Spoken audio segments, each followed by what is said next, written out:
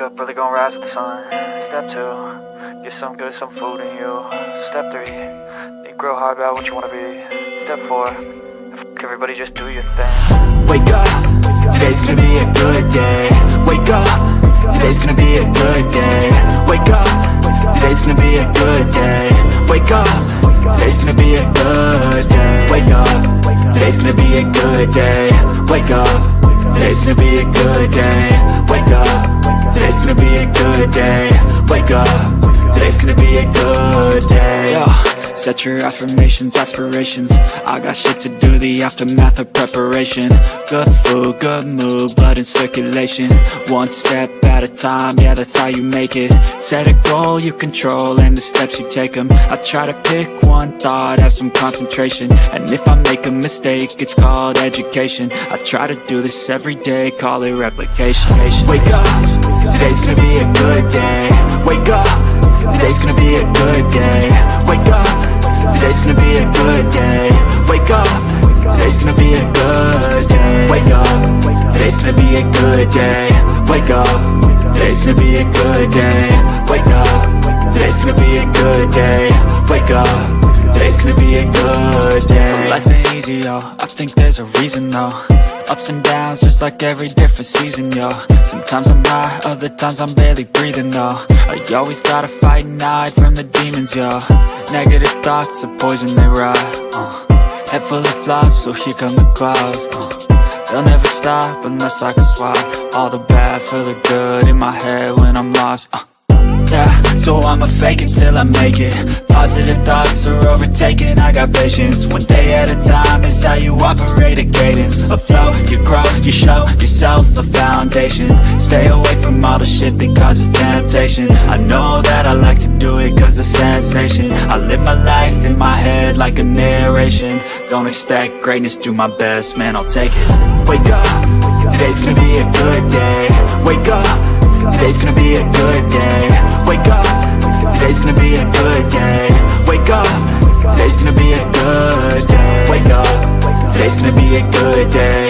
Wake up, today's gonna be a good day. Wake up, today's gonna be a good day.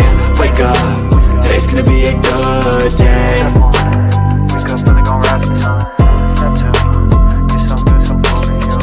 Step 3, think real hard about what you wanna be. Step 4, everybody just do your thing.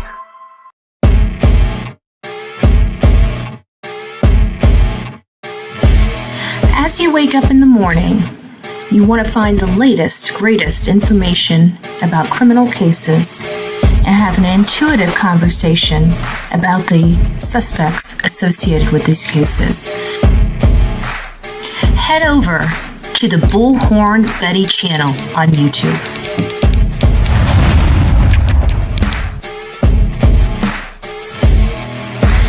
Breaking news right here on the Bullhorn Betty channel. Welcome to the Bullhorn Betty Coffee Club. Enjoy your stay and enjoy your day.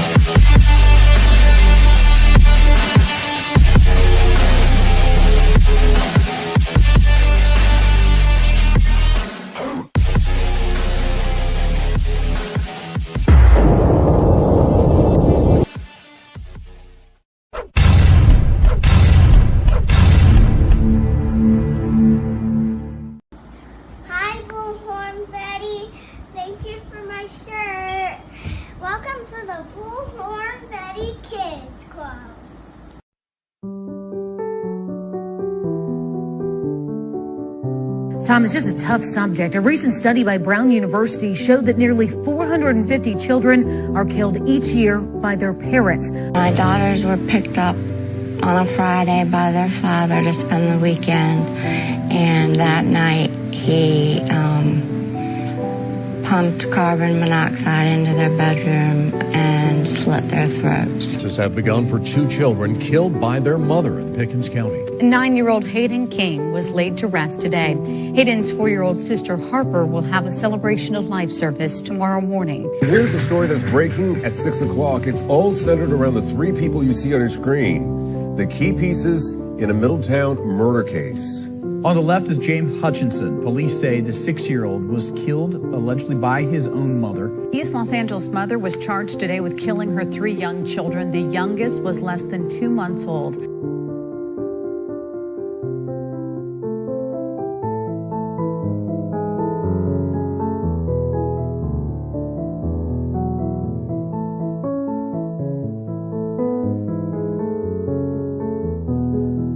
At 6 with breaking news. Good evening to you, friends. Greg Merriweather along with Elizabeth Vow. Our top story today, that precious little 2-year-old right now. 2 people are facing charges accused of murdering little Nove Allen. Investigators found the 2-year-old dead in Mississippi after several days of searching. One of those blamed in her death, the girl's mother, Lanaya Cardwell.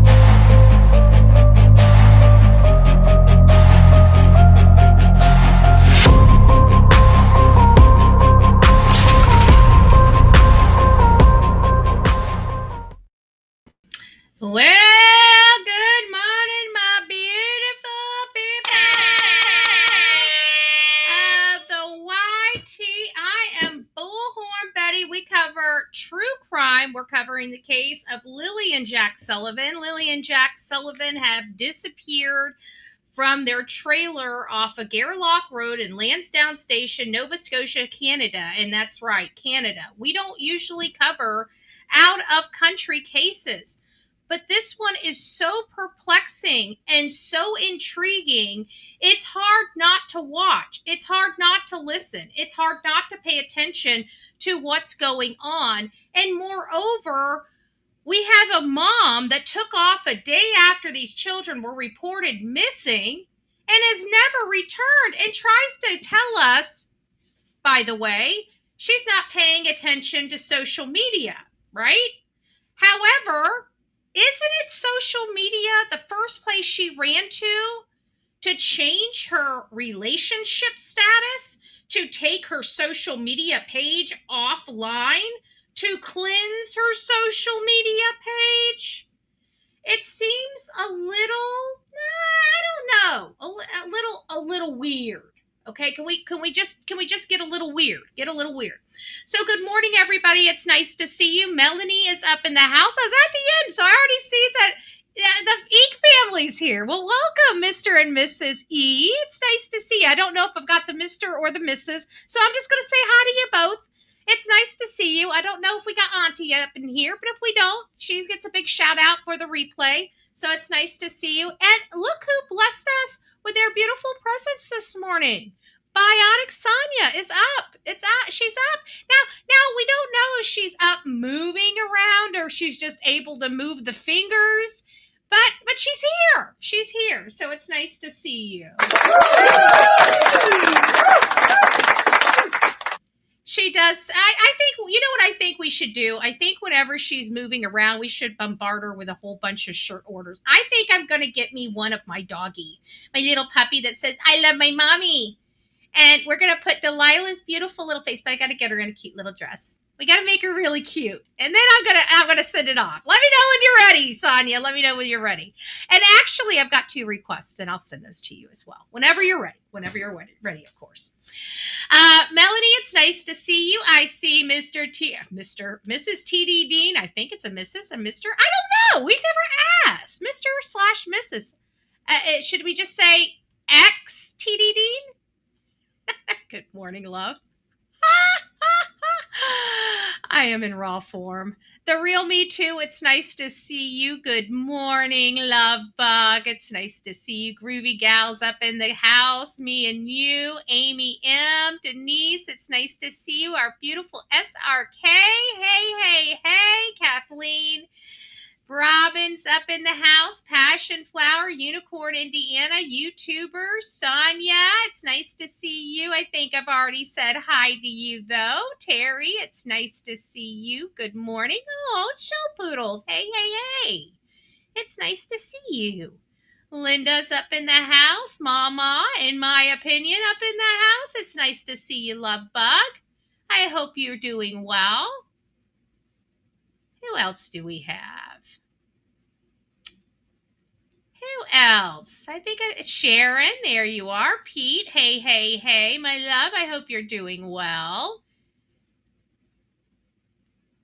I got Busy Mama. Hey. Good morning, love bug. Dreaming of blue skies and sandy beaches is up in the house. It's nice to see you. Mary, it's nice to see you. Good morning.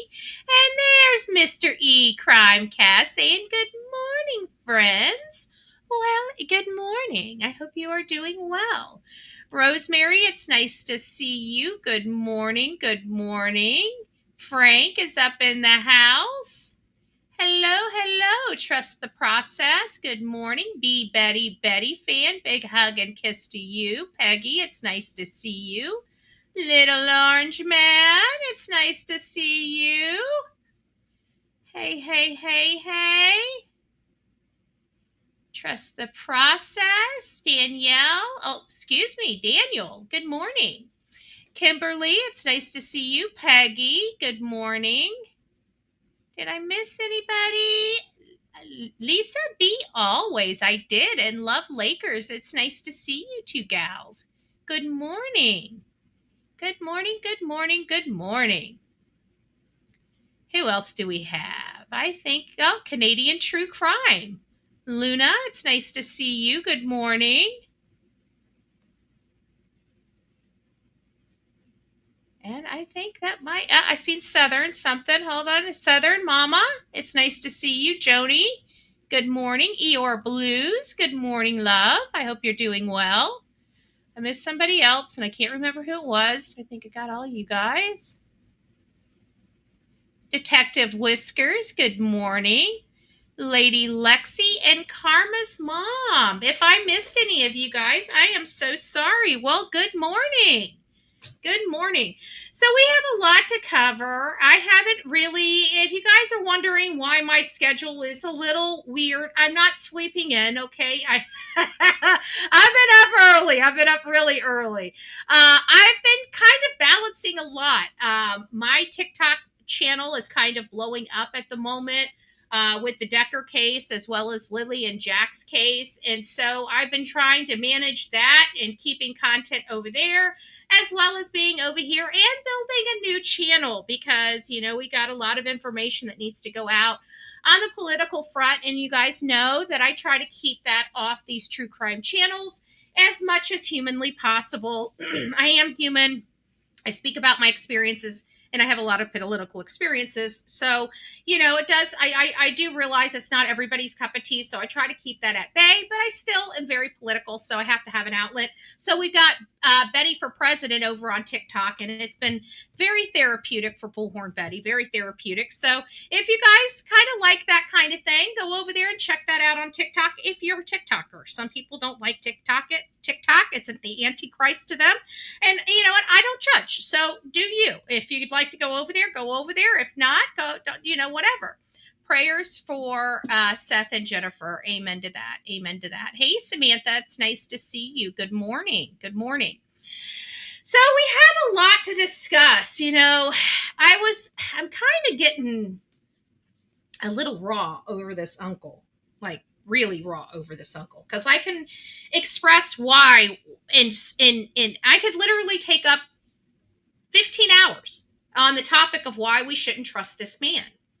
And I know a lot of people are kind of in and out. You guys don't know what to believe. This is what I'm going to say, kind of starting this out.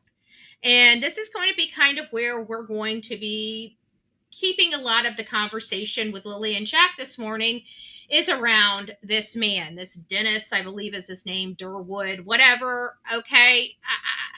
I don't know the guy, but I've got questions and I can't ask the man questions first and foremost. So if he's listening, my email is bullhornbetty@gmail.com, bullhornbetty@gmail.com. I'd like to hear your story and I'd like to ask you questions because maybe my position might change if I could confirm a few things with you off the record first and foremost. And then, if you'd like to make statements on the record, that's perfectly fine. But I don't need statements on the record. I just need information. So I'm not looking for a click and a view. I'm just looking for intel. So if you would like to reach out to me, please do. bullhornbetty@gmail.com, bullhornbetty@gmail.com. I will, Darren, thank you, Darren Derwood. I will behoove you to do so because I'm pretty much going to run a bus over you otherwise because I really don't believe you. So I would really like to hear from you. I'm giving you the respect, the olive branch, if you will, to come here and answer some of my questions.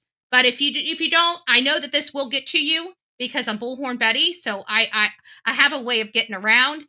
But I really do have questions, and maybe you can satisfy those questions, and I might be able to say some positivity. But right now, the statements I'm going to make are going to be in negative light because I don't know this guy. Okay.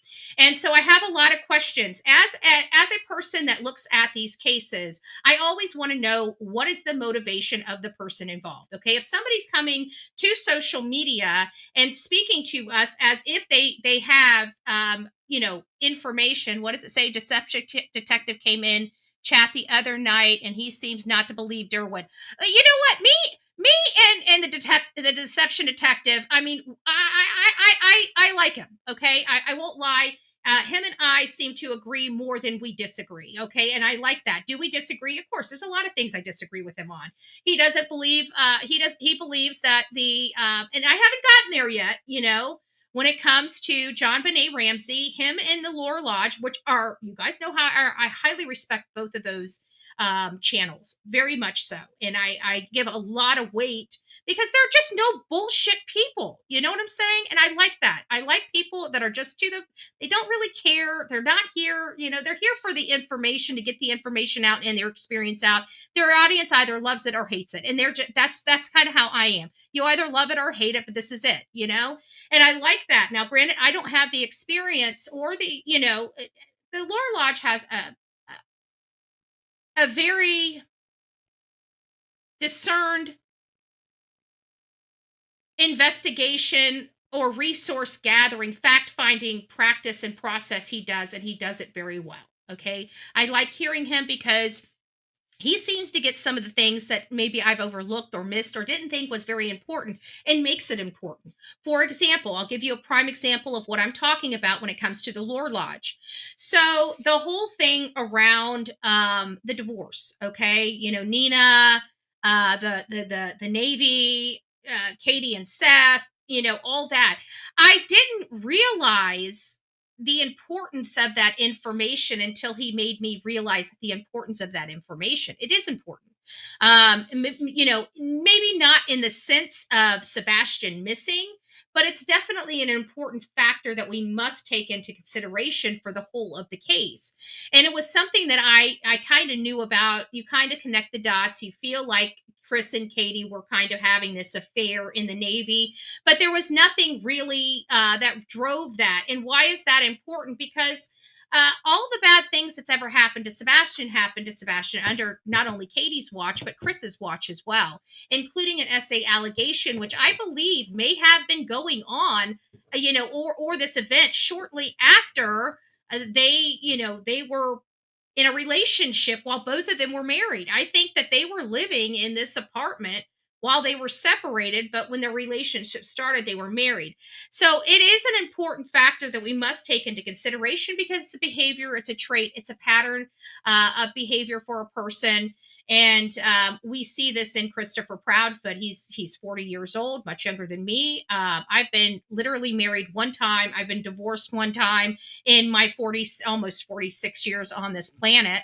And he's only 40 and has been married 5 times and would have been on his 6th had Sebastian not disappeared. So, those are certain factors that we have to take into consideration. But Lilly and Jack's case kind of, we've got 2 people, well, at least one person, the deception detective, that doesn't really care for Daniel, which I was kind of on the fence. And quite frankly, some of the commentary that I was feeling deep in my gut when I went over to the deception detective kind of confirmed my feelings. And so then I started looking at Daniel with more of a critical eye because, obviously deception detective is somebody that I highly respect in this field. It's just a resource for me, but a great and valuable resource that I have when I go over there and watch a segment on the deception detective. So when he says he doesn't like this guy or doesn't believe this guy, I don't like this guy. I don't believe this guy. And it has nothing to do with the deception detective's assessment of it. It's my own assessment. And if I'm having this assessment, the deception detective is having this assessment. We need to be opening our eyes and ears about this Derwood guy, because let's face it, the one thing that we haven't gotten a whole lot from the RCMP. But the one thing we have gotten from the RCMP is them being very clear on the abduction theory. Okay? Malehya putting children in a car and having them taken away is an abduction. She's the mother. I get that. But she's also reported these same children missing. So if they're missing, she could still be the involved in the abduction of these children. They're saying none of that has happened. None of that is being supported by anything. Obviously, something's being supported, just not that. If you listen to them, they're not saying other avenues are being supported more in the statements and in our findings. They're not saying that, but they are adamantly telling us that there is no evidence, and they say it over and over. Almost every single interview that they provide, the news outlets, they make sure the public knows they're not looking at the avenue of an abduction. And what Derwood is describing, is it not an abduction? So right off the rip, he's unbelievable, because the people that have the facts have already stated it doesn't exist. They have no evidence of this. Let me make this even more clear, and maybe Derwood knows this or not, because I still haven't decided whether he is truly related to these people. And I haven't decided what his motivation of being involved in this case, to the point that he has involved himself and interjected himself into this case. So we're going to be analyzing all of that as well, because we have to ask the tough questions here. I'm not one of these suckers that you can just, spin a tall tale and I'm just going to be hook, line, and sinker. I always ask why. I always look at somebody. I always analyze them. And I always wonder, why is this guy speaking? Right? Because we all have people. You don't hear me. I mean, I speak about cases all the time.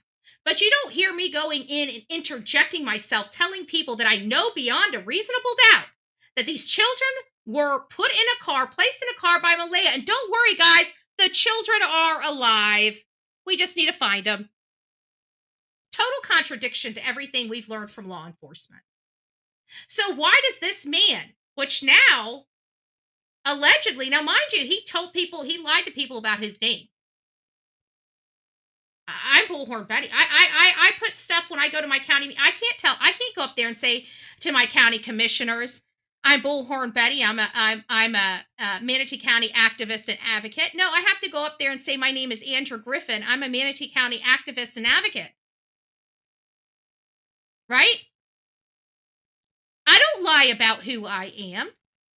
Out of everything that's been on this platform. I mean, hell, even Fat Lips lied and tried to convince us that her record was some dead woman's record. She tried to lie. I've never lied. I've never lied lied about my name. I've never lied about where I'm at. Even as dangerous as it is being on social media, as we found out now, hindsight's 2020. Would I do things a little differently this day and age now that I know everything I know? Yes, I would. Yes, I would. But at the end of the day, I am who I am. I'm not lying about my name. I'm not lying about who I am. And I'm not going to go to social media and tell people that I am so-and-so, and here's this completely different story than what law enforcement story is. Oh, by the way, I was just a little scared, so I didn't want to give my real name out. No, you were already caught in a lie with your name. So now we have to question everything that comes out of that man's mouth. Why? Because he had no problem lying to us with his name convincingly. Let's not forget that.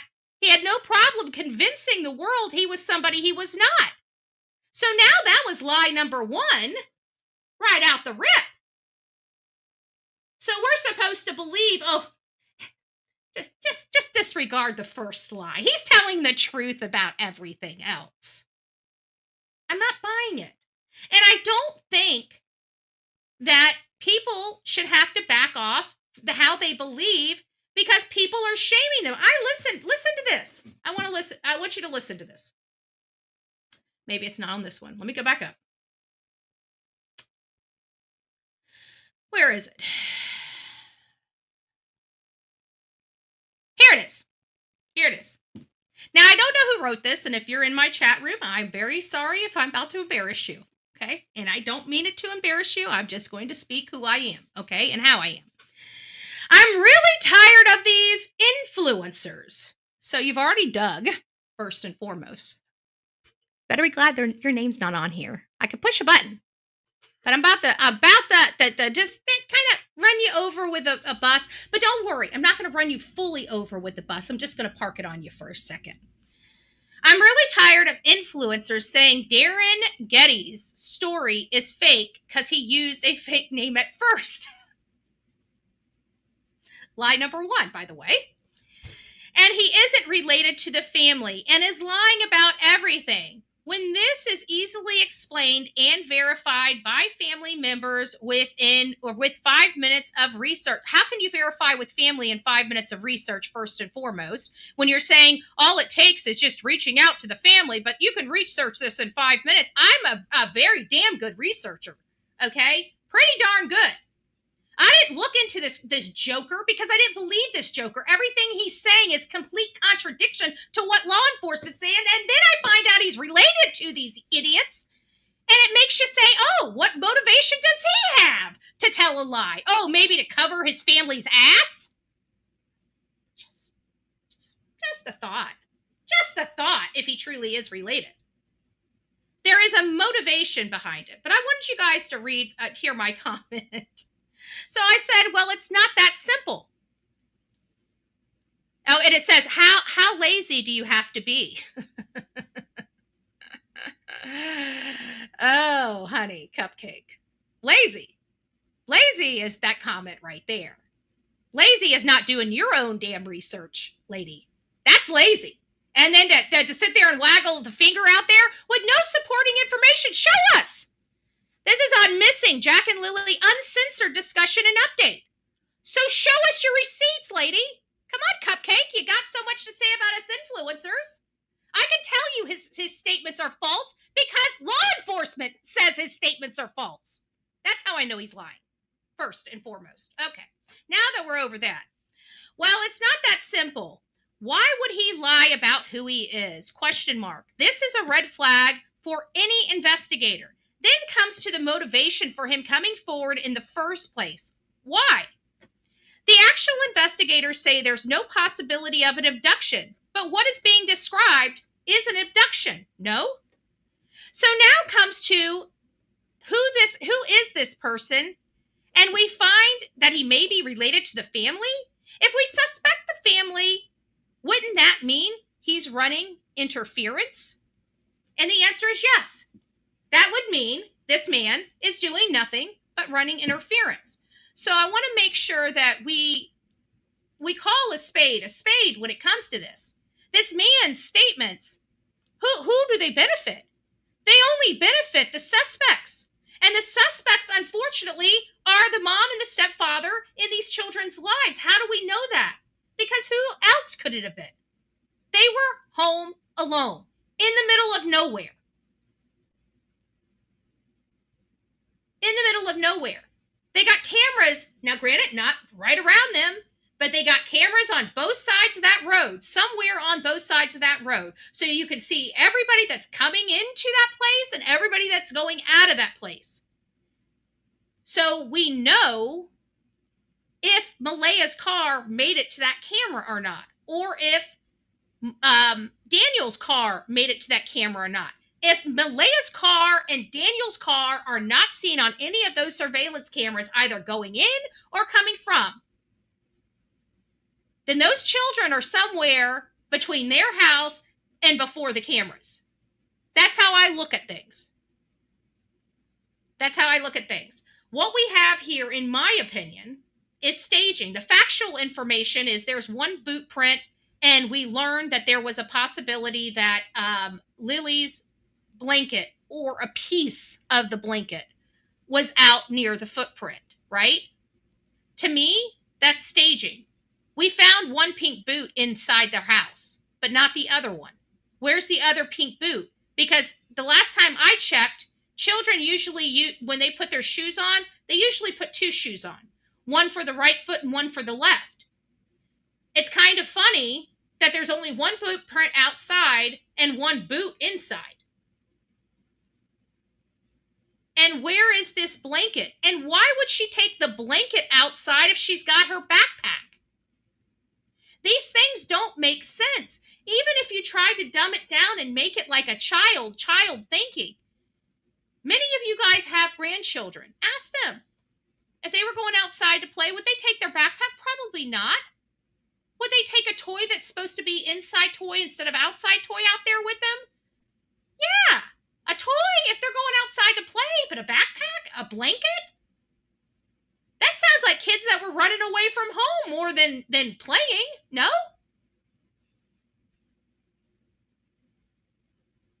It doesn't make sense.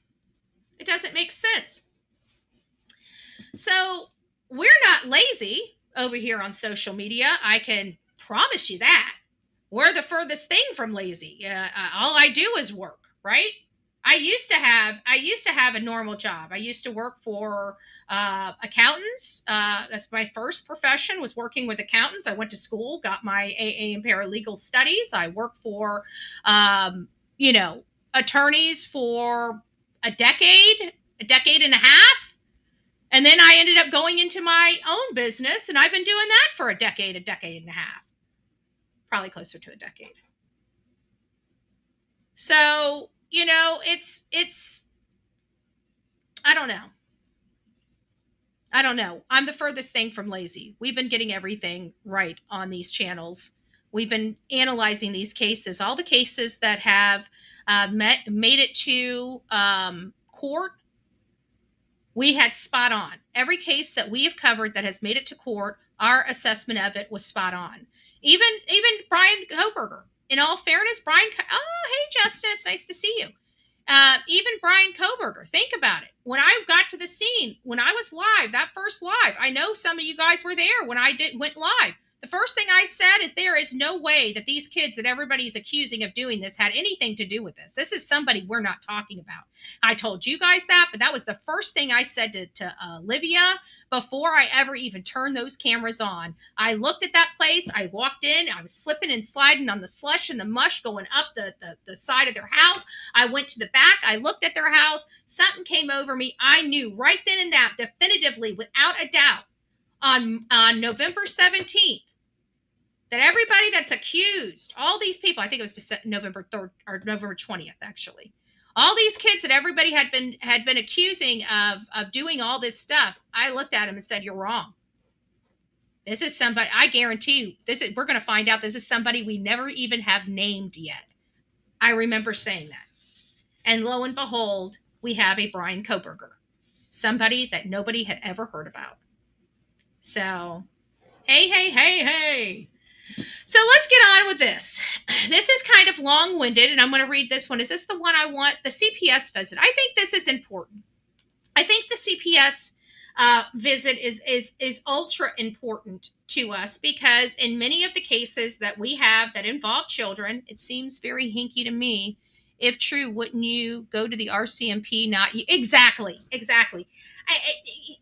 No matter how you look at this, Sonia, I love BHB shirt. She didn't make this. This actually came from another content creator. She didn't, or not content creator, another subscriber. She doesn't follow me as much these days, but it says Gold Digger, and it came from my friend Jen over in Georgia, and she was going to get rid of it, and I said, "Oh, I like it," and I got it. So I think it describes me to a T, right? I'm not a gold digger, but I am a gold digger. I can take care of myself. I don't need to dig for that gold. Just saying for all you gold digging biatches. No, I'm just joking. We know we don't have any in here. Except the ones that come in like this.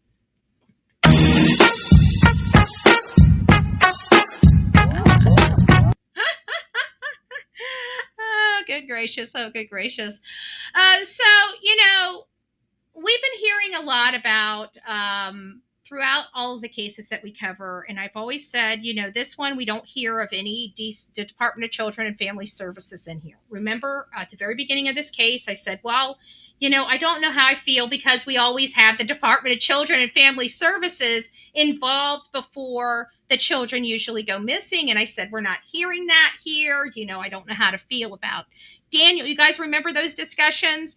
And I tell you guys, I don't, Malehya's not really rubbing me the right way, especially with her leaving. Well, lo and behold, you can imagine my shock when I found out that there truly is the Department of Children and Family Services involved with this family months before these children disappeared. And then I said, okay, now we have pretty much the great ingredients to say that there's something that happened to these children by one of these parents. So now we've got the ingredients, okay? We've got, drug history. We have now history of depression for the mother. We have the breakup. We've heard about the breakup with Cody, the children's bio father that doesn't have anything to do with them. And now we're starting to realize from statements that Daniel had made to his cousin that she detached from her children when Meadow was born and just wanted to be, take care of Meadow and kind of left all the upbringing to Daniel, which is not even their father. And then now we have the other element of the Department of Children and Family Services involved with the family shortly before the children disappeared.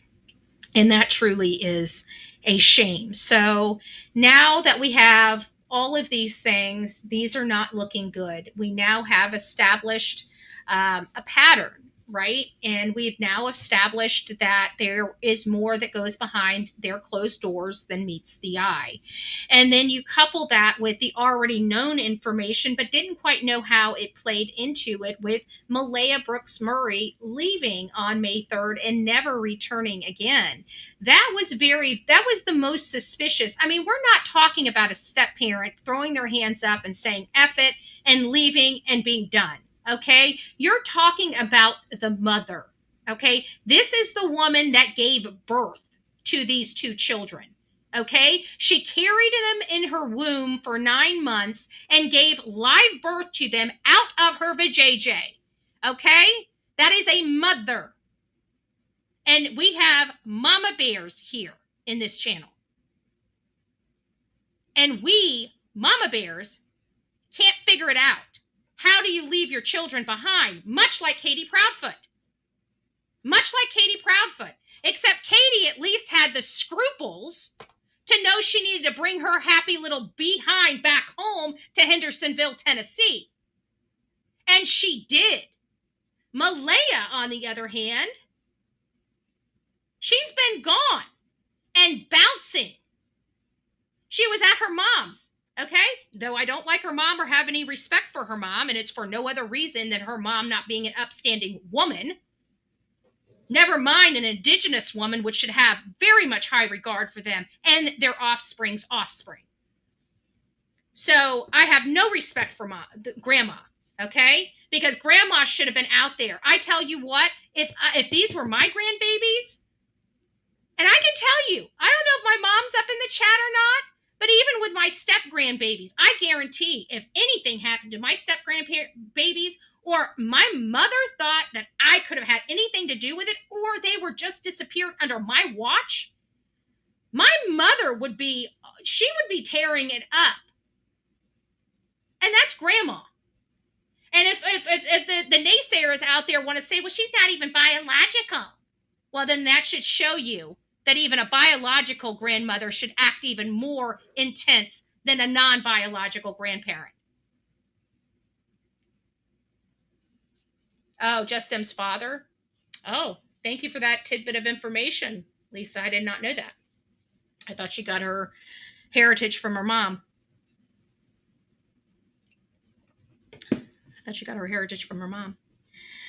But either way, I am disgusted that a mother could literally turn her back on her children. And there's only one way a mother, in my opinion, could do that, is if she was involved in it. She needs to get out of Dodge. She needs to protect herself. She needs to hide. She needs to lie. It's too intense for her. She knows everybody knows. They're just trying to figure out by what means. We already know the kids are gone. Where are they? Malehya Brooks-Murray. Where is your daughter, your beautiful daughter, Lily? Where is your handsome son, Jack? And don't tell me you don't see social media, boo-boo. Ain't nobody believe that nonsense. Nobody. It's really something that bothers me from day one. I've got the number one question as to whether CPS was ever involved with the family. Well, I have those answers today. It turns out Nova Scotia Child Protection Agency investigated the living conditions of Lilly and Jack Sullivan months before their mysterious disappearance. Why weren't they pulled?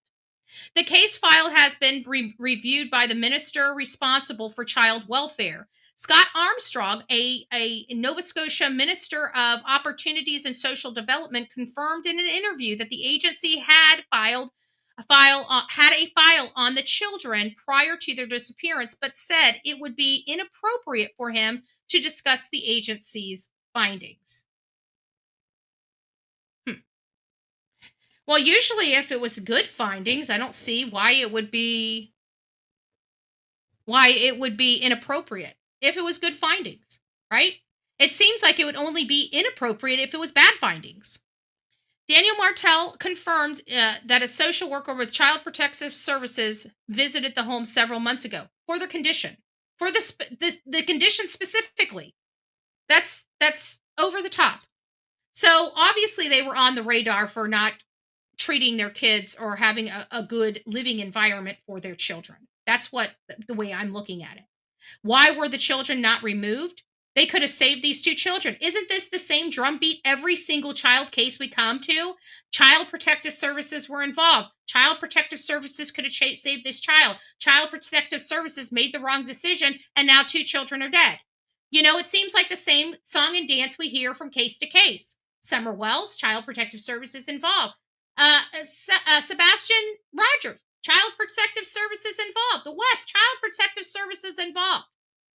Harmony Montgomery, Child Protective Services involved. You know, you hear the theme here? Child Protective Services were involved in every single case before that child died at the hands of the parents. And Child Protective Services, unfortunately, failed those children.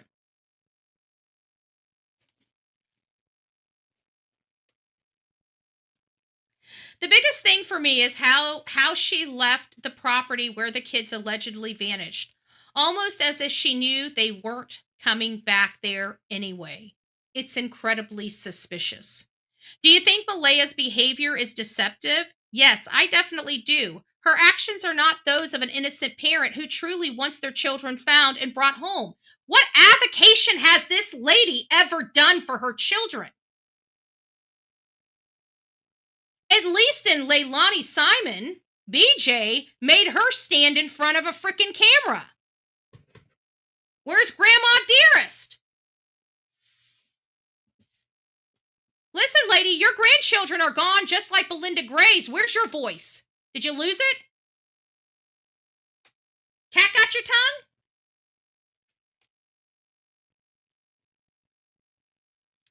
As the saying goes, you don't look for things that are not lost. She never searched. She never pleaded with the supposed abductors, even though she claims the children were taken. Make that make sense. As those days goes by, even more red flags emerge. She reopens her Facebook page, but the decision had nothing to do with advocating for her missing children. Instead, she used it to change her relationship status to single, adding new Facebook friends, and remove all the photos of Daniel, much like what she did to Cody shortly after she had Jack. In the same time frame as well. Yesterday, a candlelight vigil was held to mark 1 month since the children's disappearance, and Malehya never appeared to that or showed up for that either. Sounds like Katie and Chris. Sounds like Katie and Chris. Sounds like Don Wells, Candace Bly. I can just spit out names of what this POS named Malehya Brooks-Murray. And if the state of Canada, country of Canada, does not take this child, Meadow, away from her, and something happens to Meadow, the RCMP has blood on their hands. And I want to make that clear. If that child's not safe, and something happens to Meadow, or she becomes a hostage, or something like that, the RCMP is going to be ultimately responsible for that because they've had every opportunity to remove that child from that lady's custody and have failed to do so, at least from what I'm hearing. I don't know whether Meadow's in the custody of them or in Malehya's custody. I would have to assume Malehya doesn't have custody, but I saw that Daniel got to see Meadow for the first time in over a month. And there were some pictures of Meadow put up and people sent those. It looks like he was very happy to see his daughter. But who has her, right? Who has her? And what a shame. I just want to say this, guys. You know, Meadow is an innocent person in all of this. And I know it's out there on Facebook and it's been provided by Daniel and or his his family out there, and when you have that, it's a hard choice because he's putting Meadow in the public spotlight. But we here on True Crime knows that something like this will rear its ugly head, and it usually happens by way of big mean teenagers or middle schoolers picking on a child. So this is what I would like to say to everybody, even though things are put out there, and I do the same thing. I do the same thing at times. But this child's only 16 months old. It's a much different. She's not the victim of the crime, okay? She is a sibling of the victims of this crime. And if you guys could kindly blur her face out, because even though this is in the spotlight, again, we have done that. We've shown kids' faces. I don't have anything. If something's put out in the public, I'm not condemning anybody for doing it. It is out there in the public forum. It will be shared. But just, she's 16 months old and she has a future, and she very well may lose both of her parents. And do we really want something like that following her if we're here for the good of the cause? That's the only thing I'm going to say to the people. It is out there in the public, and y'all can do whatever you want to with that photo. But just remember, this child hasn't even begun her life yet. So, and she's going to already have a lot of scars. So just keep that in mind when you're putting her face out there. Okay, guys? And sometimes you have to make the decision. And I understand it's a tough decision. It's the story and information, you know. She's a cute little girl, I have to say. The little video that I saw was super adorable. So it's just upsetting that she's not showing up to any of this. And then, of course, many people are saying things like she walked away like she knew. She walked away like she knew. It's kind of hard to say otherwise, yeah? Oh, look at this. Oh, do we have a birthday? Did I sing to you, Lisa? I don't know if I sang. Did I sing to you? I had to have sung to you at your 12th month. I had to have. I know I would have. Probably going to say, no, you skipped me that.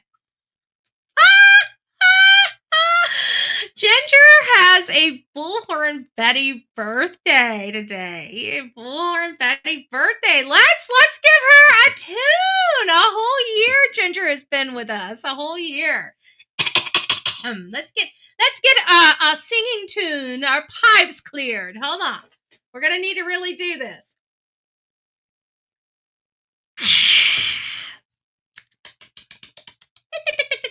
I think we got it. Ready?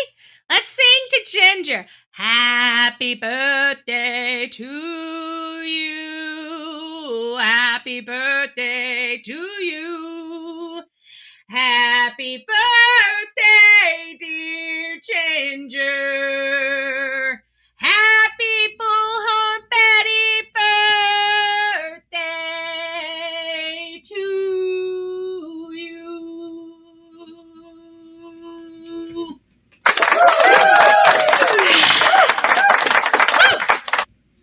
Thank goodness we don't have to do one of those every day. Pretty soon I'm going to have to start doing weekly ones. Weekly birthdays. Well, happy Bullhorn Betty birthday to you, Ginger. Happy Bullhorn Betty birthday. And Lisa be always saying, been loving Bullhorn Betty's channel for a long time. We love you long time. We love you long time. Love you guys. Thank you. So that's kind of it. I'm still on this. I get to spank Ginger first. There you go. Hold on. I got the whip. Hold on. Here it is. Should we do it? How old are you? I think I don't want to hurt my finger. Do I have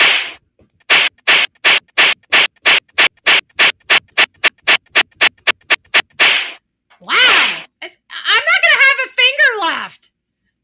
Just blow the damn candles out. Blow the damn candles out and make the damn wish, okay? Oh, good gracious. Okay, guys. So it is turning up and it is heating up. We've got, I applaud the, again, I don't know the laws in Canada, which cause a lot of problems. When you don't know the laws in a certain country, it's hard. I mean, we know investigation. I mean, at the end of the day, investigation is investigation. There's only so many ways you can investigate. It's like shoe leather work, okay? Computer research, I don't know. But the problem is I don't know what laws and how they do. I know they don't function like the United States because we have a president, we have, our Constitution that affords us freedom of speech, all these different things, our due process rights. I don't know what modifications to the laws Canada has. I know that they have due process rights and they are a civilized country, but I still don't know the nuances, and those nuances are very important when trying to discuss these cases. So at the end of the day, we have a situation here where it really looks like the parents have done something. And from what I'm hearing and what I've felt for at least ever since May 3rd, ever since we watched Malehya disappear, I have felt that the mother in this situation, much like the Sebastian Rogers case, is ultimately responsible for why the child's missing and or dead. Okay. It sounds like Malehya had a habit of going out at night. I heard this early on in the case, and this bothered me a lot because many of you know my experience with Leilani Simon in the Quentin Simon case and her behavior. And she did much of the same thing. She basically beat her son to death and disposed of him in a garbage bag at a dumpster, all while her boyfriend, Daniel Youngkin, was sleeping. He heard nothing. And it all happened in the same bedroom he was sleeping in. So I know it's possible because it happened. We were there for it. And I hear she's leaving, and then I hear that it's possible that she was coming back in as he was waking up, and it more supports my theory that it is possible Malehya is responsible for these kids. And look at it, she was detaching from them. She had detachment. It seems like when she has a baby, at least the history is repeating itself where we can kind of identify it. Because right around 12 to 16 months, it seems like after she has a child, she goes a little depressed. Is it postpartum depression? Is it some other type of depression? I don't know. But I know that she left Cody citing how miserable she was in that relationship shortly after, within that 12 to 16 month time frame of when Jack was born, that she decided to leave Cody and try to get custody. Well, she just had Meadow 16 months ago, and she's showing the same types of behaviors. So it is something that I have to say may be associated with the pregnancy. But a lot of people have these, and she went through it once before and her kids didn't disappear. So what made her kids disappear in this episode? We need to get down to the bottom of it, but it sounds like her kids were becoming more than she can handle. I heard that she was overwhelmed. And I don't know if Daniel is taking away from that, because what was Daniel doing? How is this place so cluttered around the house when nobody was working a normal job except once a week? They had all the time in the world to clean this place. They had all the time in the world to make it look friendly, to do something to spruce it up. Why were they just living in that area on that land and just existing? It doesn't look like they were living at all. It just looks like they were existing. They were barely getting by. How did they have money? How were they supporting themselves? How could they put food on the table with 1 day a week at the sawmill? They had other money coming into that house. Where did it come from? Because logically, there is no way they could have possibly survived the way that they're describing their living situation and their financial situation. Money had to be coming. We're assuming that. We're because this is an assumption right here. She gets money from the tribe. I don't know if we can assess that as her getting money from the tribe, because we were told she was kicked out of the tribe. If you're kicked out of the tribe, you don't get your monthly stipend. So which is it? I didn't believe she was kicked out. I believe that it is a possibility she's getting tribe money, but I don't know.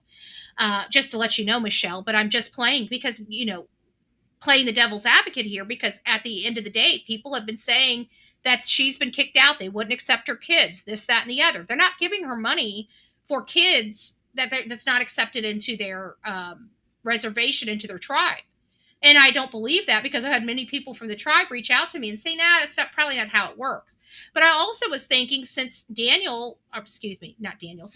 Cody wasn't paying child support, she did have 2 children. Was she receiving, some type of support from the country?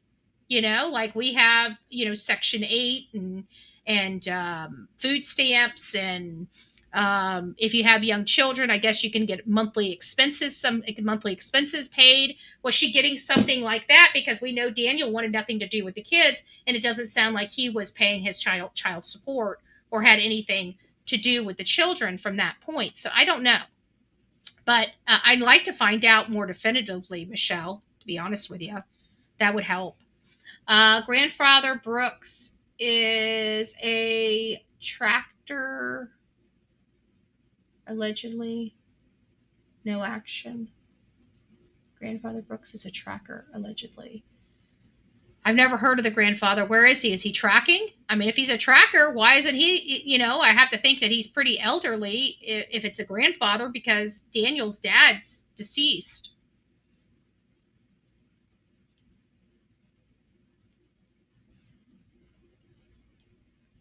I bet she still does. Okay, well, maybe.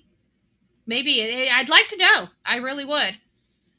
I want to know how or where she called 911, because they said the cell service was bad there. Sounds like Candace's excuse. Yeah.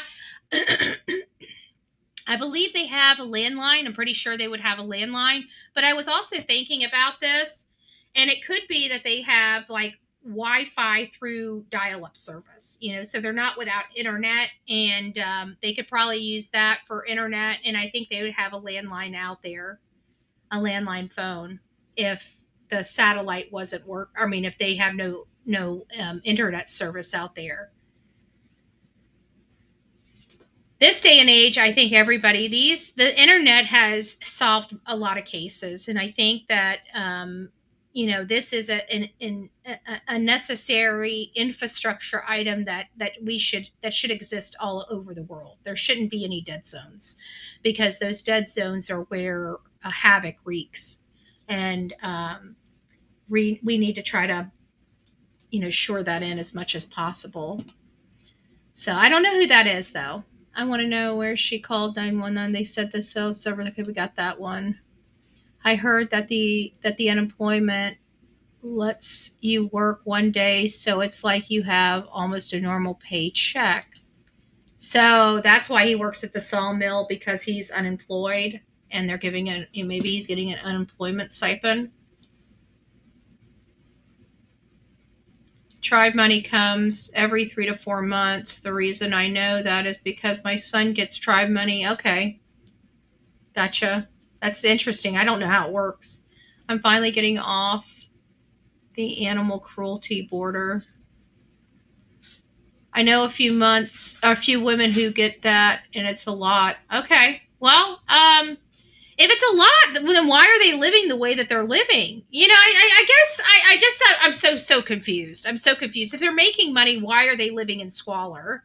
And if they're not making money, how are they living? No matter how you answer the question, I got questions. Okay. I got lots and lots and lots of questions. In my opinion, the mom looks like she lawyered up by the time she left the property. It doesn't look good for the mom. It looks ultra sus, but it doesn't look good for Daniel either, because we all know Daniel would have had to known. Or if he hasn't known, he would now know. And if he now knows, why is he still backing up Malehya and trying to tell people, don't be mean to her, don't attack her? Are you kidding me? These are 2 children. Like, I could give a crap about an adult's feelings.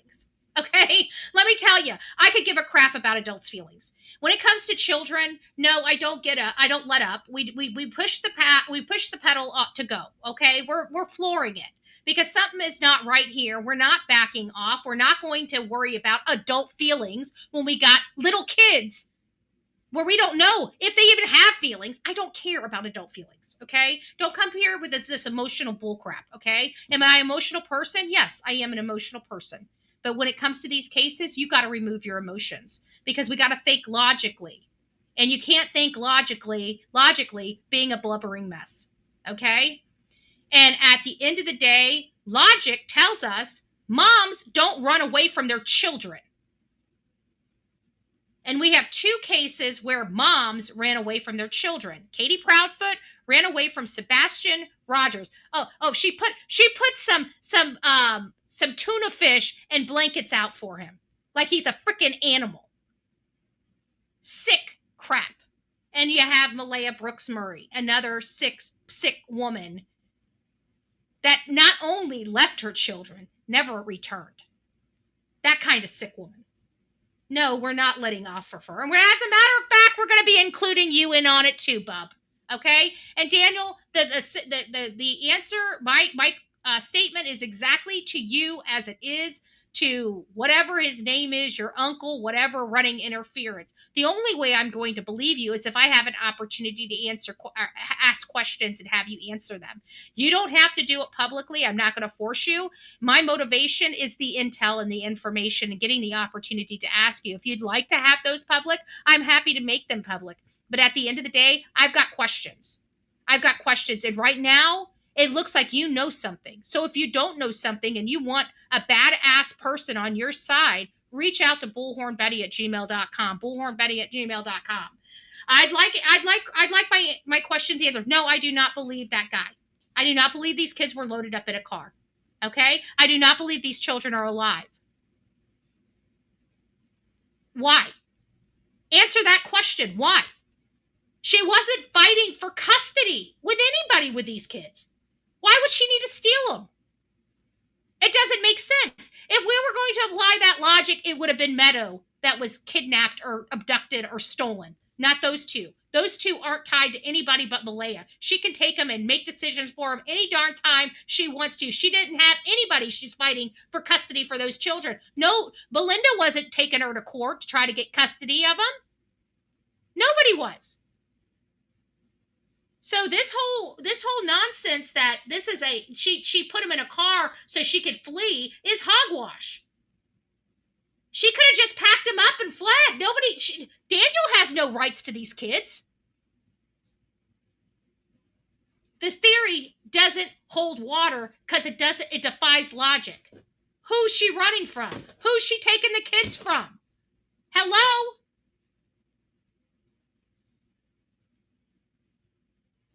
So that theory doesn't hold water. So let's move on. So now we're in, did they wander off? I don't believe that they wandered off woods like that. I've looked at some of the photos of inside those woods. It's a mess. It's a flipping mess. Don't tell me a 6 and a 4-year-old's going to go in there. That looks pretty scary. Mountains and mountains of woods and it's scary. And not only that, think of this one last thing before we end our show for today. Lily is a very excitable child. She screams very, very loudly when excited by the least. There were no screams. There were no sounds. Lily didn't say a peep. Lily is not a child that doesn't say a peep. If you talk to her school bus driver, her teachers, she's loud. How does a very loud child go silent? Think about that. Think about that. So we had our Ginger birthday, our beautiful Lisa be always. Thank you, my love. Melanie giving it up for a little bit of cuss jar money. Did I cuss? Oops, I didn't mean to. Oh, yes, I did. Oh, yes, I did. Oh, I said the F-bomb. I did not drop the F-bomb yet, but here's for the future use. Okay, so I didn't say an F-bomb. Maybe I did. I don't know. Oh, I did. Did I? I don't know. Oh, Grandfather Brooks is tracking allegedly. No action. Cupcake got some explaining to do. Yes. Miss Malehya, Mr. Daniel, and Mr. Ding Dong, investigator, interferer, instigator guy. Sorry, unscrupulous PI, another UTI, a UPI 2.0. we got UPI 2.0. Frank, how are you? Good to see you. Hey, Peggy, I didn't hear it. If you did, Betty. I'm back to monitoring to you. Our hall monitor's back. I'm going to be written up for this show. I'm getting a pink slip. I'm out of here. She said, you're fired. Oh, Sasha, thank you, BHB anniversary, y'all. I emailed you something happened at a school. Okay, I'll get to it. I know. She says it's a full-time job. All right, guys. All right. I cuss a little, not a lot. Sonia put it on a shirt. It must be true. It must be true. She doesn't lie. Darren is saying he's homeless and living in his millionaire friend's house. This guy is begging for attention. I already got his psychological profile.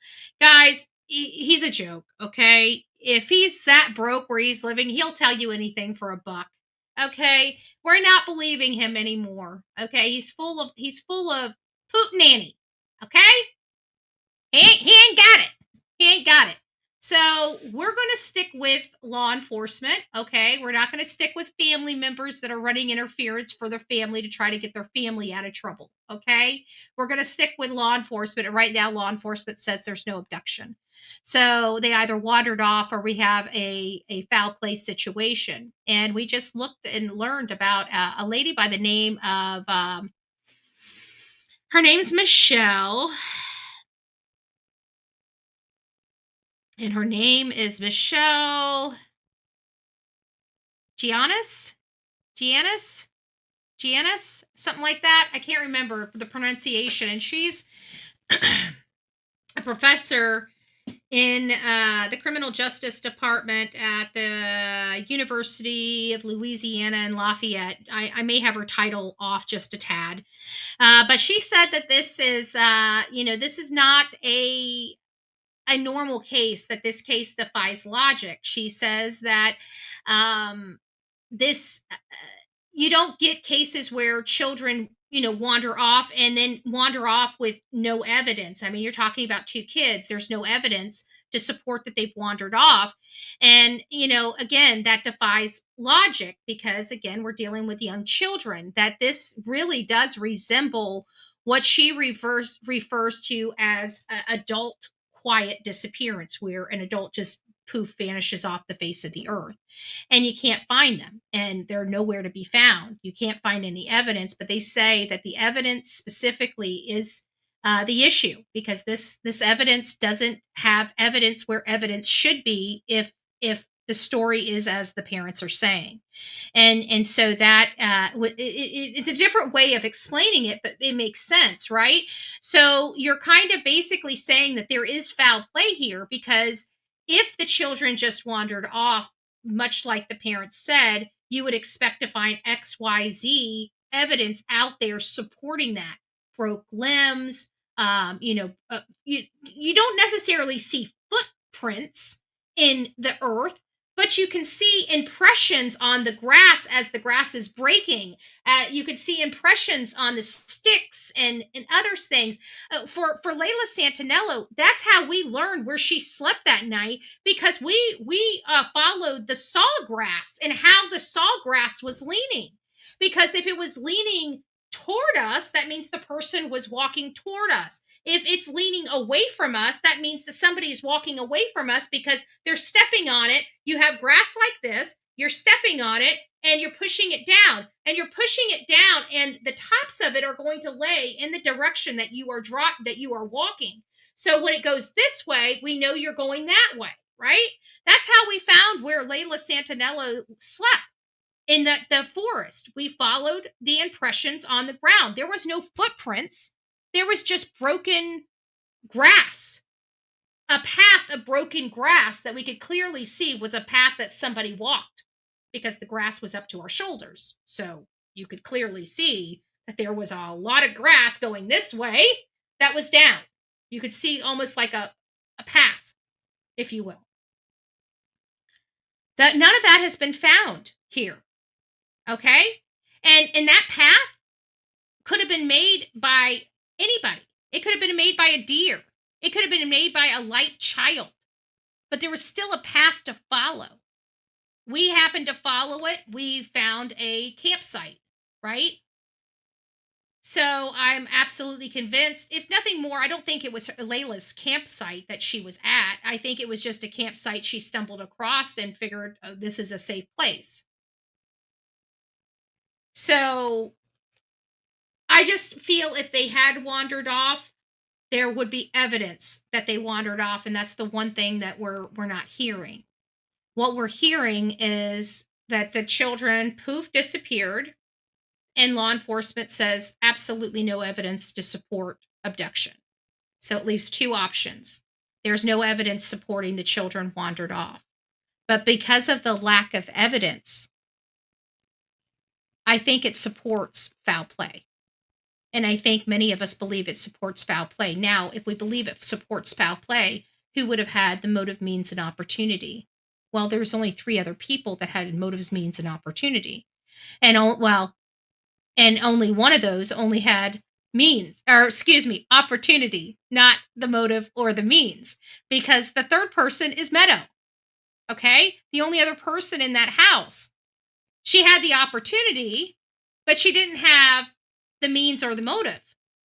Okay? She's a baby, but she was there. So who would have had the motive, the means, and opportunity to carry out this act? The mom or the stepdad, or both. It's one or the other, or both of them involved together. That's it. That's it. That's what the information is leading us. Our CMP can't come out and say that. You want to know why? Because that would, in fact, go to the integrity of their investigation. But we can imply it based upon the information that they have provided to us, and that's exactly what I'm doing. And then you couple that with Malehya leaving and never returning and lawyering up, we've got ourselves a problem here, and we've got ourselves 2 dead kids. So justice needs to be served and justice needs to be had. Where did they put these beautiful angels? Well, Daniel was wet that morning, at least up to his waist. I would start there. All right, guys, that's it for our show. Thank you so much for being here. Thank you for giving me an opportunity to kind of explain this, give you some facts, tell you guys my opinion, listen to some of your opinions. If you guys feel like I'm not covering a specific aspect of any of the cases that I'm referring to when we cover, water, Justin says, please reach out to me, bullhornbetty@gmail.com. I'm happy to listen to your perspective. I'm happy to discuss your perspective. Maybe it could enlighten somebody. It's all about trying to find people that may have answers and getting those answers over to law enforcement. And for the rest of the people that just want information, just to have an opportunity to hear what's going on. So we're here for these cases, and we're here for the victims. These are real life stories. These are real life people. And we got 2 beautiful children that law enforcement believes are dead, and we need to bring them home. So God bless each and every one of you. Rock it out with your coffee beans out. Don't forget to be fearless. If you see something, say something. An ounce of prevention is worth a pound of cure. And until next time, please be safe, but more importantly, kind to one another. God bless. From the East Coast to the West Coast, we are everywhere true crime is. We are asking for the public's help. We are searching in the woods. We are doing what it takes here on the Bullhorn Betty channels to find answers to the most alarming cases we have been watching on the news. I can tell you personally that I have traveled this entire country seeking these answers and bringing that content right here to you here on the Bullhorn Betty channels and Bullhorn Betty Crime Stories. We are happy with the work that we've done. We brought many answers to the public, and we have defied mainstream media in our pursuit of the truth in these cases. We will continue to work, we will continue to fight for these victims, and we will continue to tell their stories here on my channels. Welcome to the Bullhorn Betty brand of channels and the Coffee Club. Thank you for your love, thank you for your support, and more importantly, thank you for allowing me to bring these victims' stories to each and every one of you, advocating for each of these victims. God bless you. God bless America, and more importantly, God bless our victims.